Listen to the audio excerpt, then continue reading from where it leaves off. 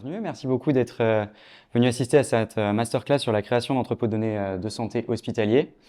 Donc peut-être avant tout, je vais commencer par me présenter. Donc Thierry Chanet, je suis Head of Business chez Arcane. Donc, Arcane, on est une startup qui se spécialise justement sur la construction d'un cadre de coopération autour des données de santé et particulièrement dans les hôpitaux. Et on travaille juste au-dessus, donc si jamais vous vouliez passer nous voir dans nos bureaux, ce sera possible d'organiser ça assez rapidement. Et donc, juste pour vous présenter en deux mots l'entreprise, donc maintenant, ça fait à peu près 3 ans, un peu plus de 3 ans, presque 4 qu'on existe. On est maintenant 35 personnes, on travaille avec plus d'une dizaine de centres hospitaliers qui vont du CHU, des centres de lutte contre le cancer, des ESPIC et quelques partenariats un peu particuliers comme la Croix-Rouge, SOS Médecins par exemple. Donc voilà, je ne vais pas rentrer trop dans le détail, simplement pour vous dire que nous, notre mission, c'est d'accompagner les établissements de santé dans la gestion et la valorisation de leurs données au bénéfice de tout l'écosystème. Alors par valorisation, on entend surtout usage secondaire des données, mais je vais avoir l'occasion de vous en reparler, et au bénéfice de l'écosystème parce qu'on pense que ce qu'on fait sert non seulement les établissements de santé, mais également les acteurs de la recherche et in fine, évidemment, les patients et patientes. Et pourquoi on existe on existe parce qu'on part d'un constat qui est que c'est très difficile de réutiliser des données de santé pour tous les usages qu'on vient de vous citer. J'ai un exemple là, mais on en aurait des dizaines, qui vient d'IQVIA. Donc IQVIA, pour celles et ceux qui ne connaîtraient pas, c'est vraiment une des plus grosses CRO du marché, donc qui réalise les études pour le compte des laboratoires pharmaceutiques et qui considère que la plupart des organisations dépensent plus de 80% de leur effort à nettoyer les données plutôt qu'à en tirer des insights et donc à faire progresser en fait la recherche quelle qu'elle soit. Donc évidemment, c'est beaucoup et on préférait pouvoir inverser cette proportion et passer plus de temps à innover qu'à traiter des données. Et pour comprendre d'où vient le problème, c'est vraiment important de comprendre qu'il y a deux types d'utilisation des données de santé. Et donc là, je vous reprends des définitions qui sont celles de la CNIL et de la Commission européenne, mais qui distinguent l'usage primaire et secondaire des données. Donc l'usage primaire des données, c'est quand on les collecte et qu'on les utilise dans le cadre du soin. L'usage secondaire, et c'est de celui-là dont on va beaucoup parler avec les entrepôts de données de santé, c'est les mêmes données mais qui sont utilisées pour des usages qui n'étaient pas forcément ceux prévus initialement. Et parmi des exemples, on a la recherche, la production d'indicateurs d'activité, l'optimisation de codage, la réutilisation d'études de faisabilité, etc. Je vais même vous donner des exemples encore plus innovants que ceux-là par la suite. Et c'est vraiment un enjeu de taille puisque la Commission européenne notamment estime que l'usage secondaire des données est en train d'augmenter et augmenterait de presque 70% d'ici 2028. Donc c'est quelque chose qui est en train de se généraliser fortement. D'une part parce qu'on comprend de mieux en mieux tous les types d'utilisation qu'on peut en faire et la meilleure manière de valoriser ces données-là, mais aussi parce qu'on se met en capacité justement de le faire de manière un petit peu raisonnée et industrielle. Et je vais vous expliquer un petit peu mieux comment on peut faire ça. Et si on se pose la question, et si je vous précise ces définitions, c'est parce que le cœur du problème, c'est que le système d'information, alors hospitalier, mais c'est vrai dans la santé de manière un peu plus large, n'est pas conçu du tout pour ses utilisations secondaires. Il a été conçu progressivement et organiquement pour les objectifs de soins, ce qui est totalement normal. Et donc si on prend le fonctionnement d'un hôpital, bon en résumé, vous connaissez probablement toutes et tous le fonctionnement, mais on va avoir pas mal de services, des fonctions transverses. Et tous ces services et fonctions transverses vont nécessiter d'avoir leurs propres logiciels qui sont encore une fois adaptés aux besoins. Et encore une fois, c'est tout à fait normal que ces logiciels soient adaptés au fonctionnement du soin, mais qui sont constitués au fur et à mesure pour avoir une galaxie. Donc on a plusieurs dizaines, voire centaines de logiciels dans un seul hôpital. Et tous ces logiciels, une fois qu'on a commencé à vouloir les faire communiquer, à pouvoir être un peu plus agile, mais déjà même pour un usage primaire, ce qu'on a fait, c'est qu'on a dû créer ce qu'on appelle des EAI, et qui consistent en fait à faire des ponts entre ces différents logiciels pour leur permettre de communiquer. Et donc évidemment, comme la construction a été organique, plus on avait de services différenciés, de fonctions support, plus on a eu de logiciels, plus on a eu besoin de créer de ponts. Ce qui fait que maintenant, c'est vraiment une galaxie dont on parle et on a des entreprises qui sont spécialisées dans l'idée de faire ces ponts. Mais évidemment, un nouveau logiciel veut dire N-1 pont à créer avec tous les autres logiciels précédemment existants. Et c'est quelque chose qu'il est déjà difficile de gérer d'un point de vue du soin, avec toutes les problématiques que je pense vous êtes beaucoup à connaître pour de l'opérationnel. Mais quand on parle d'aller faire de la recherche et d'aller le prélever, imaginez quelqu'un qui vient de l'extérieur de ce système et qui va chercher à faire de l'innovation ou à à vouloir créer un projet de recherche, vous pouvez comprendre qu'il est assez aisément perdu dans la question, quand la question se pose d'aller chercher la donnée au bon endroit, où est-ce qu'elle sera en qualité, où est-ce qu'elle est le plus à jour, comment les faire correspondre, pour faire de l'utilisation secondaire des données. Et en fait, c'est un peu là que les entrepôts de données de santé deviennent intéressants et importants. Pourquoi? Parce qu'ils cherchent à résoudre, à faciliter sur ce problème sur deux usages en particulier. Le premier, c'est effectivement de centraliser au maximum tous les flux de données qui viennent de tous ces différents types de logiciels et pas forcément générer des flux supplémentaires, mais vraiment les centraliser. Et c'est beaucoup plus facile à faire si on se dit d'emblée qu'on va le faire pour des usages secondaires et un petit peu plus froids de la donnée que de vouloir coller ça au fonctionnement du soin qui est déjà lui-même, et à l'utilisation primaire des données qui est déjà lui-même assez difficile à optimiser et à améliorer. Et d'autre part, centraliser les sources de données et ensuite, par contre, diversifier tous les types d'usages qu'il est possible de faire et se dire qu'on le fait en cohérence, c'est-à-dire pouvoir se dire qu'on se base sur les mêmes données pour faire un suivi de cohorte, pour faire du requêtage ad hoc, pour des projets de data science, etc., etc. Et que tout le travail de centralisation et de mise en qualité peut être réutilisé et ne doit pas être repensé systématiquement, projet par projet, pour vraiment faciliter l'interface entre tous les flux qu'il est nécessaire de gérer pour le soin, les utilisateurs secondaires de la donnée et faciliter vraiment l'interfaçage entre les deux types d'acteurs, mais même si c'est les mêmes acteurs, les deux types d'usages. Et un point très important, évidemment, des entrepôts de données, c'est certes un produit, on va dire, technique. Il y a déjà énormément de questions à se poser d'un point de vue technique, mais c'est aussi un enjeu fonctionnel et notamment organisationnel, avec beaucoup d'aspects qui sont à prendre en compte quand on veut monter ce genre d'initiative, sur la sécurité, mais aussi sur la gouvernance, et notamment lié aux aspects réglementaires, sur la confidentialité des données, le RGPD, mais il y a d'autres cadres réglementaires qui s'appliquent. La standardisation, l'utilisation de standards. Et celui-là, c'est pas forcément une question qui est tout ou rien ou simple à gérer. C'est pas forcément aussi simple de se dire on monte un entrepôt de données de santé, donc on va standardiser. On peut se dire qu'on va standardiser en fonction d'un usage parce que tous les types de standards ne se valent pas et ne sont pas conçus pour le type d'usage. Et aussi, c'est un effort non négligeable de standardiser, pas forcément la peine de le faire systématiquement. Donc, il y a un dosage à trouver. Par contre, il faut avoir cette idée en tête, notamment si on se projette et qu'on considère qu'on va vouloir collaborer, parce qu'on collabore beaucoup plus facilement, évidemment, quand tout le monde utilise les données de la même manière. Et enfin, la dernière question, et qui est en fait assez primordiale, c'est celle de l'usage. Et encore une fois, ce n'est pas un élément neutre de le positionner ici. On se rend compte que ce qu'on veut éviter, c'est tomber dans le biais où on déploie une super infrastructure pour pour un montant non négligeable, avec une perspective de projet sur 10 ans. Et en fait, l'idéal serait de ne pas se retrouver dans un phénomène de boîte noire où on a déployé un super produit technologique, mais qui ne sert à rien. Et donc, c'est vraiment important de savoir ce qu'on veut faire avec ces entrepôts de données de santé. Est-ce qu'on va en avoir un usage? On a dit qu'on peut faire beaucoup de choses avec, mais c'est important d'avoir une idée précise de par quoi on veut commencer et de ce qu'on veut faire pour bien orienter la manière dont on va le faire, les choix qu'on va prendre et ensuite s'assurer que ce soit vraiment utile et utilisé. Et une fois qu'on a réussi à avoir tout ça, là on peut commencer à se dire qu'on a développé un cadre de gestion globale des données et qu'on va avoir quelque chose de cohérent et d'intéressant. Oh, pardon.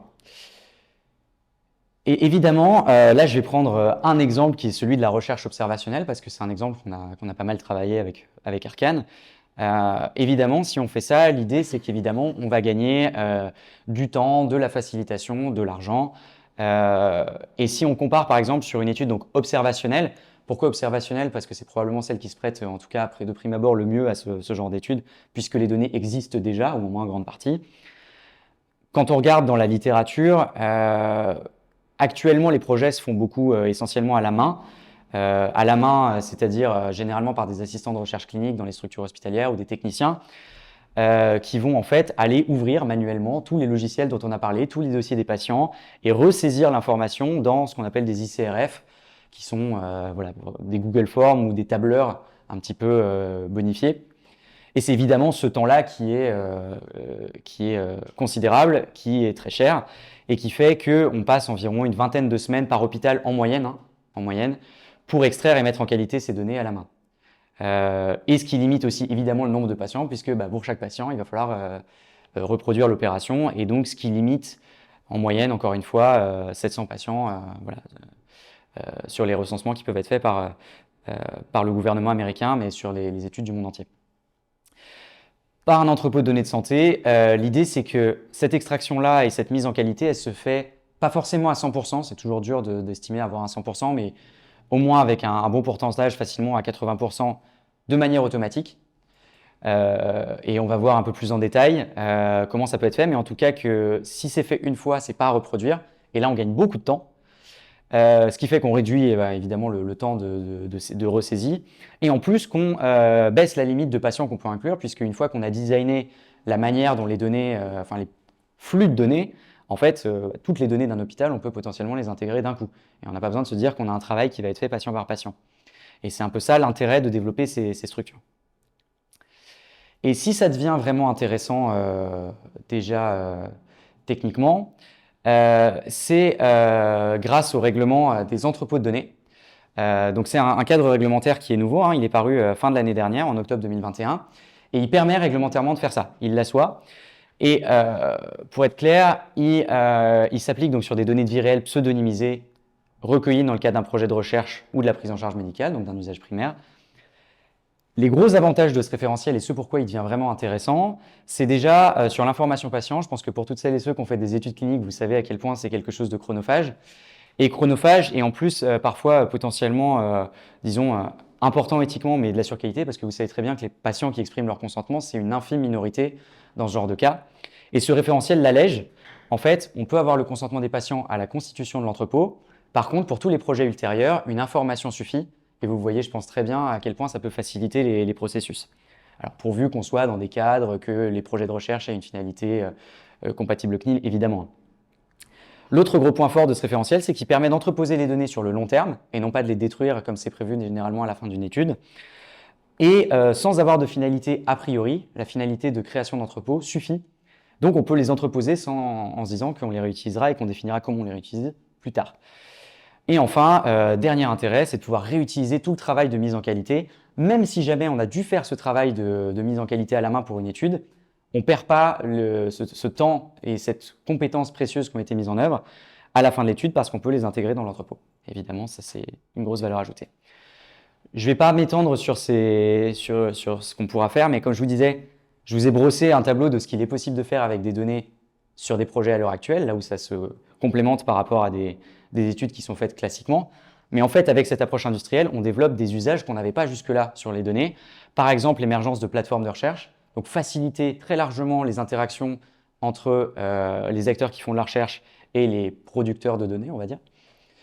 Des bras de corde synthétiques, l'idée étant que même pour une étude de recherche clinique et potentiellement même interventionnelle, on supprime le besoin d'avoir un bras de contrôle ou une corde de contrôle parce qu'on peut reconstituer artificiellement ces bras de cohorte à partir des données qu'on a déjà collectées dans le cadre du soin. Puisqu'au final, des patients à qui on n'a pas injecté un traitement, c'est des patients suivis dans le cadre du soin normalement.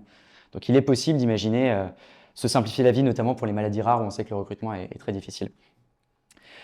Une idée potentielle aussi, c'est avec beaucoup de données et des infrastructures, on peut produire des données synthétiques, donc des données fausses, mais avec des vraies propriétés statistiques, pour notamment, par exemple, pouvoir avoir des bacs à sable et interagir plus facilement avec les données.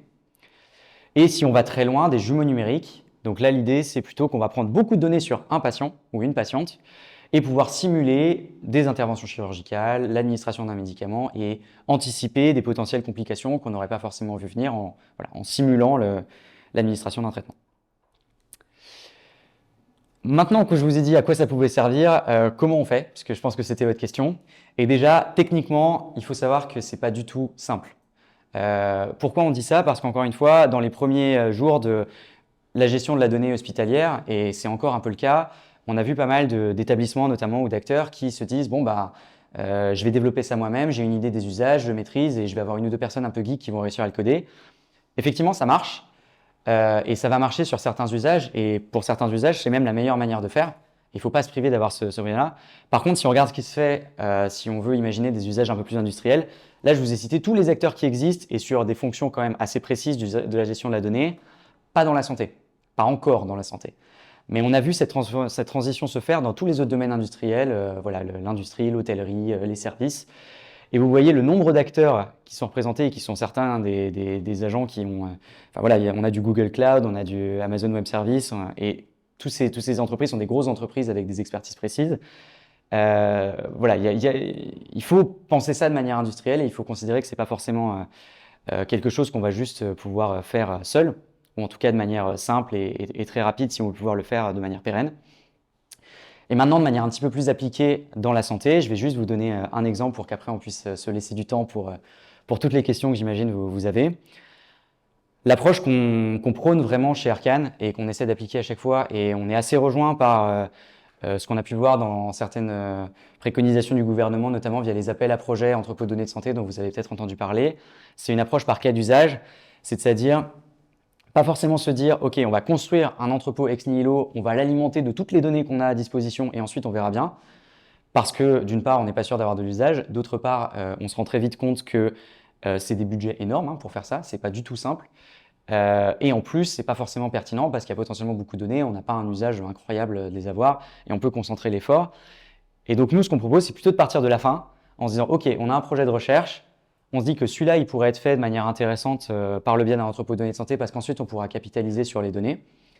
Et donc, on va partir de ce projet, on va partir de ce besoin réel. On va intégrer les données de ce projet-là, c'est déjà pas mal. Et on va faire tout le travail de mise en qualité, mais par contre, on va le faire de manière industrielle. Donc, on va se dire, OK, on déploie des infrastructures industrielles, on les met en qualité de manière propre et on se met en capacité de les réutiliser, on choisit les bons niveaux de standard, etc.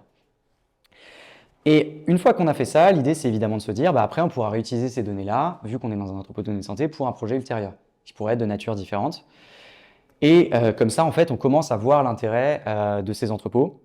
Et évidemment, après, l'idée, c'est qu'on puisse, via l'émergence d'un nouveau projet, se rendre compte que, OK, bah, en fait, il nous manque des données, bah, c'est pas grave, on va les intégrer, on va faire un nouveau projet, et etc., etc. Et comme ça, de manière itérative, on espère pouvoir arriver à une intégration de l'ensemble des données, à minima des données pertinentes pour faire de la recherche. Et on aura déterminé les données pertinentes parce que, bah, de fait, on avait des projets en tête. Et je vous dis ça aussi parce que c'est très important. Ce genre de projet, on le sait très bien quand on fonctionne, alors avec l'hôpital, mais avec n'importe quel producteur de données, on a besoin des producteurs de données pour pouvoir avoir cette démarche qui soit menée de manière cohérente. On aura besoin de contrôle qualité de la part des médecins sur les données qui sont intégrées. Même si c'est industrialisé, on ne pourra pas se passer de ça. Et évidemment, ce temps-là, on l'aura d'autant plus facilement que les personnes qui vont faire ce travail seront aussi bénéficiaires, entre guillemets, des résultats. Et donc, c'est vraiment important à prendre en compte quand on veut créer son entrepôt. Et si on arrive à faire tout ça et en rendant compte tout ce que je vous disais de prérequis, d'avoir bien pensé la sécurité des infrastructures, sa gouvernance, la confidentialité des données, le choix des standards et d'avoir en tête des usages, après on peut voilà, se mettre autour de la table et réfléchir à la manière dont techniquement on peut y arriver. Et c'est un peu comme ça que nous, on imagine monter des entrepôts de données de santé, en tout cas qu'on le fait actuellement avec des établissements de santé. La dernière question étant évidemment celle du financement, mais comme on le voit, il y a pas mal de leviers actuellement et l'État français et même à une échelle supérieure l'Union européenne ont montré que déjà dans un premier temps pour amorcer le processus, il y avait un réel intérêt à financer le démarrage. Et après, nous-mêmes chez Arcane, on travaille aussi avec des acteurs plutôt industriels, on travaille voire même avec des laboratoires pharmaceutiques qui ont elles-mêmes montré un intérêt pour utiliser ces données et potentiellement financer une partie de ce travail de mise en qualité qui ensuite, par ricochet, vu que les données, en fait, quel que soit le prétexte par lequel on les a mises en qualité, elles peuvent être réutilisées, y compris pour des usages potentiellement internes dans les structures de soins. Et l'idée, c'est de trouver le juste milieu pour pouvoir financer voilà, toute cette transition dans les années à venir.